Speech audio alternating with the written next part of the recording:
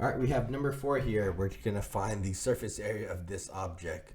So here we have, let's say, a triangle. We have that triangle there, and this is the 15 and 20, and we actually have 2 of these. Then we have the bottom part. This is the bottom. This is the 20 by 8.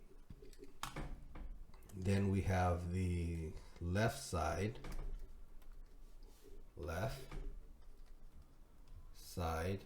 Which is the what? 15 by 8. Then I have my top side.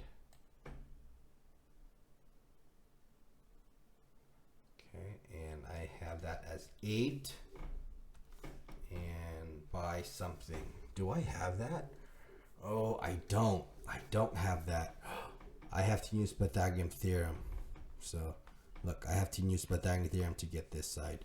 So let me do that. 15 squared plus 20 squared is equal to c squared. Let's see what that is. 15 squared plus 20 squared. It is 625 is equal to c squared. So let's see if I square root 265. Yes, I get c equals 225. So c was equal to 25. This is 25 here because this is 25 here. This was the top, right? So there you go. So I'm going to bring that down if you want to see the work for it. So let's find the areas. We know that the area here, it is the 1/2 base times height. 1/2, the base is 20, the height is 15. So we have 1/2 base is 20 times the height, which is 15. We get 150. But remember, we have 2 of these. This is just length times width for that rectangle. 20 times 8. That is 160.